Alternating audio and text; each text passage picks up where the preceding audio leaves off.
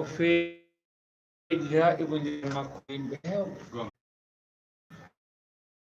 masa ɗo mo fenta ko iri fof na fans club fedɓe Ibou Ndiaye honda ina dañi wiyetede fel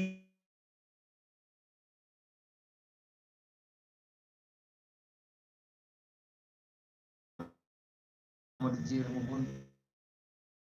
ɗo e hosɗi machallah caggal nde Ibou Ndiaye Ba ari waabi e mo ganduɗa kan woni Ali Wuri Cikumi hoko jangguɗa hande ɓe gonɗen ɗo no waɗi wondunoɓe Ali Wuri ɓe nana ko kalatmi ko ɓe gandi homo sag Ali Wuri biyetenoɗo Sambare Mata natatama e saare Sambare Mata on saare fof nde min gurdananno waɗa ƴenɗo dow lekki koko may toon omo natatama saare mon ɗo Sambare Mata donc kalatmi ɗon no waɗi ɓe ganduɗa hoorema ɓe gondino e Aliou ɓe gandi ɗon saare Aliou mi janggi mum komi ɗin saare saabu hande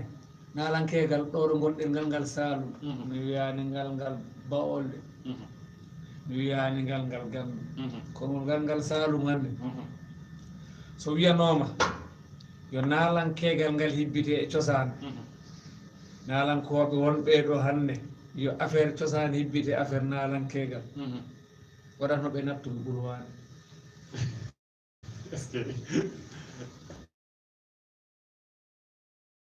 ɓulwade eyyi machallah ɗo ɗo gonɗen min ɗo jogui lappol kono min sukke mawɗo lappol ko yata e duuɓi jeetati ɗe sukke mawɗo lappol duuɓi jeetati ja heppani ɗum wakkati sac min mimi hawrite manggal wonatno mawɗo lappol teno manggal walla mbiyeno ittanno manggal sa wondanno e sukama haw fiɗa korte ngal manggal cafa ngal manggal so ngaratno tawona daƴi ngal manggal mawɗo lappol ñamminiratno lappol manggal kam ɗo ta ko yimɓe mbiyata hande nder yimɓe wonɗo ɓen gandi hanki fulɓe men ko famɓe haysi ɓe jangga ko andunoɓe ɗum adduno manggal wonɗo e nder lappol taw sukan e nder lappol sa ko mawɗo lappol o safrannoma woni zahir woni baati sa ñalama kadi ko mawɗo lappol o ñamminanma kono ko e mangale hanki e hande no sirti eyyi saabu hande ala eɓe sukaɓe minen jabbotoɓe ganduɗo ko wiyete kaari fiɗama min kawritani ɗo ñamele jakkete koko wonno nino hande laal diinete yimɓe ñaama padodirani hanki ɗum alano ɗum nino sukaɓe ƴettata e jiya e laal hanki ko wayno nalankegal fulɓe Fuuta eɓe Fulakundaɓe wonɗoɓe ga si hunde wareteno on ndiñanama tan goto fof mo andi ko foti koye ñaama siko guertode no waɗi jiiɓe waɗi jiiɓe ɓerde ɗe waɗi jiiɓe dane ɗe waɗi jiiɓe biɓɗe ɗe e ekkitoɓe kamen ƴakkanno baweje ɗe ay amoɓe omo ƴakkanno koyɗe ɗe diñetono tan goto fof mo andi ko ji ɗum ɓe si affaire mam hande ina hawniɓe par ce que ande vraiment sa wi aɗa himpita ɗawe fota yimɓe juuni o jamanu ngol gonɗen ina muusa ko jagui par ce que yimɓe ngala ɗum ko wonɗo ko hanki eyyi tarnata ɗande ɓiɗaɓe tan neɗɗo fof andi neɗɗo fotani wiye immoroɗo jooɗiɗa ala sa wiyama immoroɗo jooɗiɗa a jooɗiɗa fotani jooɗo gonga eyyi nalankegal hanki a jangguinteno a haranteno a haɗeteno a waɗneteno a wakkatuno sakeji hande noon no hulɓini ko hulɓini hen waɗanen ceerno il faut waɗat majjere bumɗo si sogui bumɗo hoɗo ɓe payi kala buyde dakkiɗe ko weltare machallah 20h18 minutes Ibou Ndiaye Ba ko nani ko haali ko vraiment o sukki Ali Wuri ko ɓooyi machallah duuɓi kewɗi mo ganduɗa ko wakkugol sakaki danaka waɗa tarbi o ko watta ko on jii hande résultat o machallah Ibou Ndiaye ba ko nayi hombo berma ko kam berma walla kono yaari wallahi Allah min gondi ha ni no suuɗi leppi lesi teranga woni hakkude amen min gondi ha mi berima ha min mbaynodiri ha waɗi komin kaaldi to miɗo heddi e ɗum ha mi tawoya ɗum Allah waɗi Bouba Kacawan kadi ɗum de kama wayno andi mo Bouba Kacawan kadi Allah waɗi woni neɗɗam Bouba Kacawan wallahi Allah ko neɗɗam banda o mbo o yimata Maymuna Jawara walla Birom Jaga Guelel ɗon ko minen mbadduno sélectionné lappol min wonduno e kuɗoɓe kam wonduno e présenté e ñiiro min mbaddi voyage min garti ha ɗo radio Kaolack min mbaɗimo kam yimatno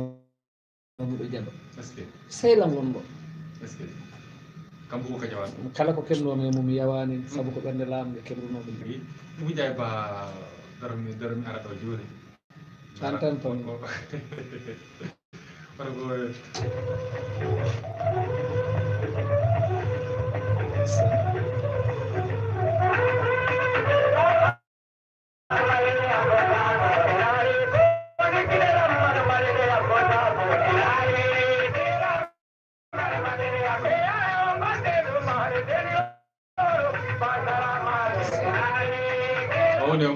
anani horma nene mbima kala ko ala seeɗa welani ma on haali wuuri hawa guiɗi yimɓe ayru wasan de buska ane kalis neɗɗo jajnoɗo lamnoɗo ɓerde Ibou Ndiaye ba a yi hanki danaka salari ɗo est ce que mine ɗo nana tama est ce que ne waɗi tama ɓuuri wonɗo ko artiste wonɗo o fiyatno tama kame hoore mum o ñiratno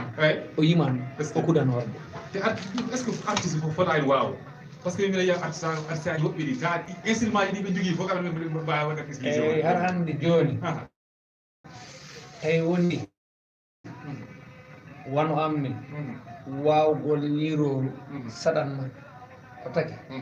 ɓe gondumi kecci kam nde garmi miɗo jangga ɓe kelfu kam mi susatano men ñiroru kono tawi no wonino ɓe gondumi minen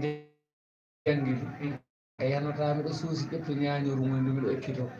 to joni kala ka janggaɗe suka yagal yaade ha mawna jangga en saɗat gonga horde de kam ɗonen ko mbawmi bontin tawi kuɗo ala gonga horde ñañoru no wawa ñañoru no wawa machallah Ibou Ndiaye bande tama kay kono wawi nde ala wuuri berma puɗɗiɗa dañ lappol hoorema est ce que ɗin weɓino e début he eyyi aɗa andi ɗoɗo jeyata kala ko Allah weemni weeɓa min nde mberimi taw hay simi wawa miɗo wondi e wawde min mbi joguima lappol ko yeyata e duuɓi mi ala edda ka mi ala arde Moustapha mboto gonga miɗo to fenade Amadou Camara mboto gonga miɗo to fenade kono mbayjiren mo jooɓi min Moustapha Amadou Camara o mbaydiren jooɗi ɗo min tan gonɗo présenté ala on garano tan ɗon jima noon ɗiɗotoɗo yimɓe ala kono ndeysan kemmi ko muusi kam e mayde Moustapha Moustapha ko ñirani kam ko eɗomin ndewɗi ɗo e o jamanu mo gonɗen en jiita min lewɗu men sani ñamde Moustapha min lewɗu min kesani ñamde saɗa min gonɗen tan gol taw ina muusi kono noon barate Allah jometake muña ɗum selli eyyi ɗum ñagano e leydi ɗuɓanno allahuma Moustapha jiren e si déparanno hirde hay simi yimanita ɗum hawde taw jimowo wawde no weeɓi kono muma mo gondumi o taw wawde mono saaɗi ñiɗol Moustapha wadde Amadou Camara tama mbaydiren ɗum kay taw ko ɗum affaire kaw Bocar Djibe Sare Bam ami aɗa mandi ko jagui o firima kamɓe koy kam Moustapha si ɓortono caya mum ha waɗe runde ɗumina joni tande tigui 10 000 gara machallah ɗum ko mbiyata ko yo Allah yon ɗum yaafo machallah o yeehi kono noon machallah ɓerde mum leloto toon par ce que waɗi lomtiɓe ɗum ɓe ganduɗa ɓe mbaɗa vraiment ko yinno ko vraiment narankegal machallah e ko ɗum tan yiɗeno hen Ibou Ndiaye Ba o morceau ɗo ko hoɗo wonɗo o morceau ɗo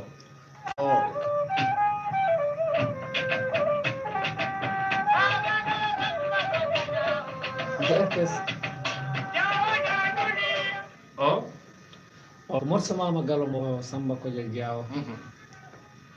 kamne mo jilla e fulɓe ɓe ganduɗa ɓe hoorema si yimɓe potti ko siwtorteɓe kamne ko pullo happo ko naalanke happorta ko pullo e galle bamum min mbaddi ɗum siko ngaari nagge ndi wona mi sotta ndi wona mi sottindi kaalis ko ngaari gardi ha tawi kam e nder hunde ndani okkima noyel ma fof mbaɗa mama Samba Kodja Diaw machallah ko weltare tan Ibou Ndiaye Ba ko nde yiyaɗa ha tinɗani an kam joni a woni nalanke tigui machallah joni kam sa ari runde mom ɓe he Ndiaye Ba ari Ndiaye Baji ari ko hombo ani tinɗa e non min mi sowa won nalanke ala Ibou Ndiaye alors rek nde jala tantirɗa Ibou Ndiaye Ba joni mom ko nalanke ha ɗo ɗo gonɗen miɗo e jangre min ha ɗo ɗo gonɗen miɗo waɗi miɗo jangga ha hande saabu gandal na fuɗɗori haɗa andi ala mi anda majjere ina fuɗɗori haɗa andi eymiɗo andi neɗɗo so yima haɗa andi a wi ɗum mi anda ma o andinma ko andi ko tawta ko gandunoɗa neɗɗo so yima haɗa andi mbiɗa ɗum miɗo andi ma o moftu ko andi ko keddoɗa e ko gandunoɗa ko nden min miɗo jangga ha to janggade joni ko jiɗmi ko andu omo andi Ibou Ndiaye Ba fuɗɗi sentirde woni star non ɗa andi neɗɗo haalde hoore ma weeɓani kono si pullo teɓɓi yaare pullo ɗe ɓa andu ko nde yimɓe ɓe cantiri Ibou Ndiaye woni nalanke kono Ibou Ndiaye kañ ala nde santiri woni nalanke ko yimɓe ɓe gandi no Ibou Ndiaye foti kono Ibou Ndiaye anda noon foti aw jalo o togi question o jowaɗi wala wala gonɗon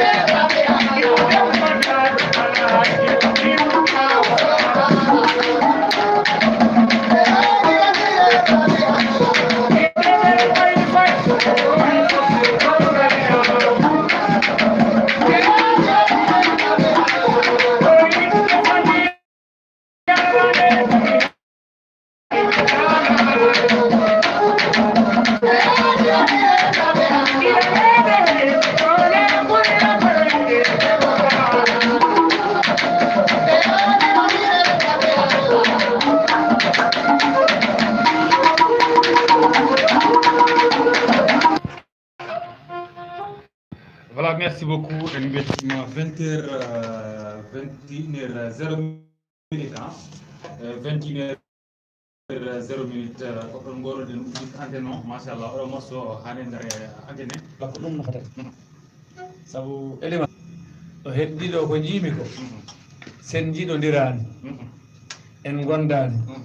ma yiɗodirɓe kumen ñalawma rende mbatta ene mbaga seydi mumen carsa en ɗam gonga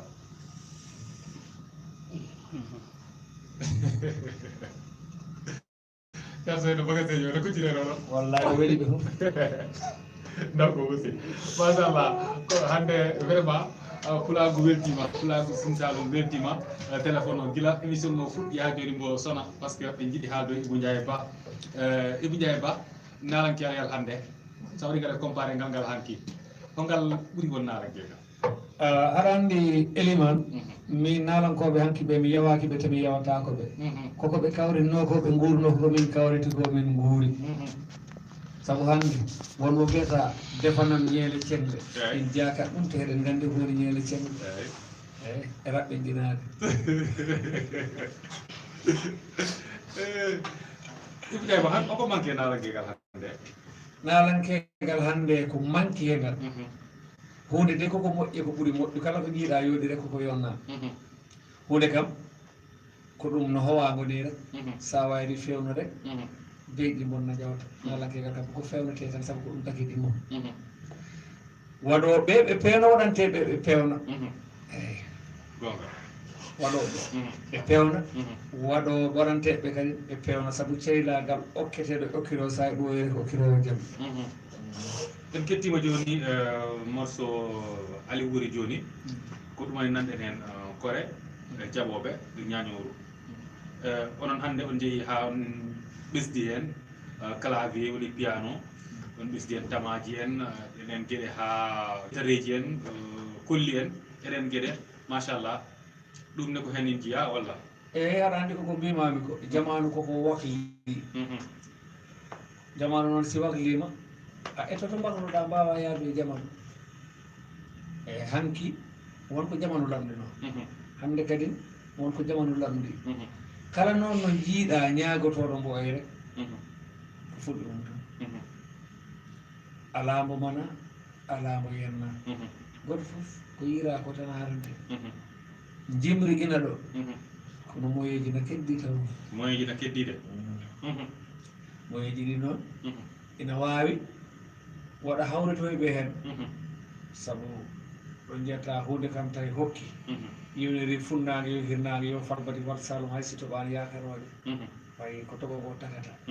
hokkere nde itto cenɗe fof ƴiwne tan tan yakaroɗe pamirta cenɗiɗeɗal joni dal ɗe ƴiwni e fof ƴiwne tomat yalla tawi pour lappol ngol jiɗa hannde fof ngol dañi farce kelletto ɗum alano hannde wallahi to pelle ɗe machallah ɓe golla ko jagui machallah par ce que kala jiiɗo programme mbaɗaɗo Koutal vraiment programme mo ganduɗa vraiment mo yoɗino trop te ha joni ɓeni bureau machallah te ɗum si wonano oɗo rafi gonɗuɗo woni oɗo boros coronavirus goɗɗum goɗɗum machallah ko weltare Ibou Ndiaye Ba par ce que fans ji ɗi ɓe jiiɗi haalde mo ɓe téléphoné ɗum taki noon en gudditat antenne o rek numéro o mbaɗana aɗa mbawi tottir so welima 77 574 0022 22 kala jiɗɗo jokkodira amen awa nodde on numéro no wayno waɗi nanɗo ko kalɗa ko o waɗi noon ino allo allo allo ay teno wayno on siwa yetto ko jagui bo way waɗa 77 allo waaleykum salam dañi caɗele nam masa seeɗa ayci arturo ke 77 574 00 22 eɗem kaalo allo allo wi waaw ayci Ndiaye halde no mbaɗɗa guiɗo no kiiɗo no mbaɗɗa wat jamiri ɗum Ndiaye nam neɗɗo yiɗa mo annda kono yewnirtamo wowani min mino mi yiɗida annda kam kono ko Allah wela waɗi ko min yarba bukki fulɓe yero yarba bukki fulɓe hono yimɓe bukki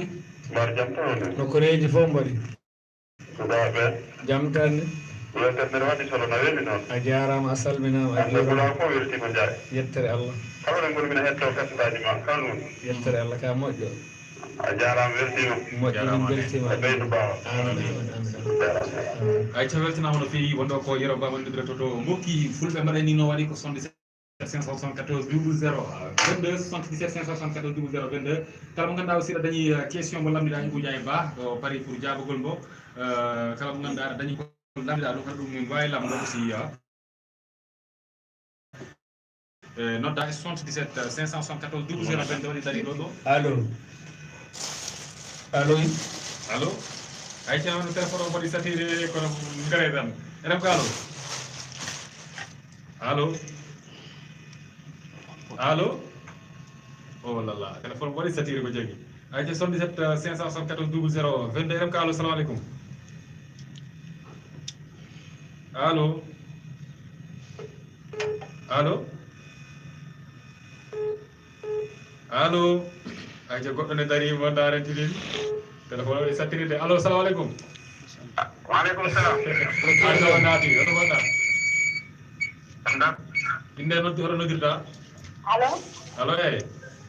waaw Elimane waaw ɗam jam tan ni kay kay alhamdulillah Ibou Ndiaye woni haalde mum allo Ibou Ndiaye Ibou Ndiaye bisimilla allo allo no mbaɗɗa giɗo Ibou Ndiaye no mbaɗɗa mbaɗ jamirema kay no koreji jam tan ni ke kay ko mbaɗata ko no weli de a jarama giɗo an jeeyi inde hoto noddirta ko min jiɓe jiɓe ɗo noddirta parcelle bebbo ceerno demba